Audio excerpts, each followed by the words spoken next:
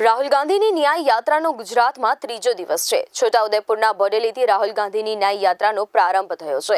અલીપુરા બોડેલી સર્કલથી ન્યાય યાત્રાની શરૂઆત કરવામાં આવી હતી તો મોટી સંખ્યામાં લોકો રસ્તા પર ઉમટ્યા હતા। સ્થાનિકોએ રાહુલ ગાંધીને તીર ધનુષ થયેલી ચિત્ર આપીને સ્વાગત કર્યું।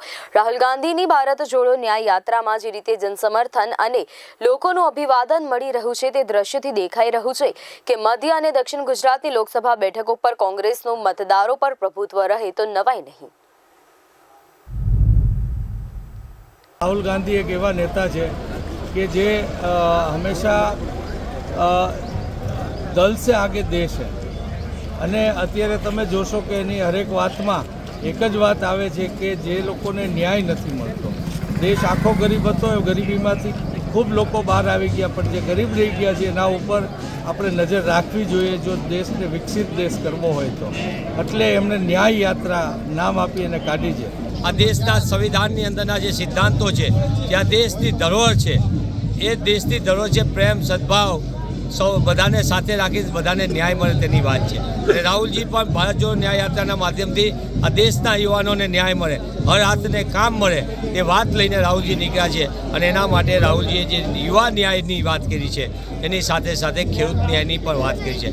ખેડૂતોને ન્યાય મળે યુવાનોને ન્યાય મળે મહિલાને સુરક્ષાનો ન્યાય મળે અને દેશનો સામાન્ય માણસની જનભાગીદારી સાથે શ્રમિકો સહિત તમામને ન્યાય મળે એ ભારત જોડો ન્યાય યાત્રાનો સૌથી મોટો સિદ્ધાંત છે।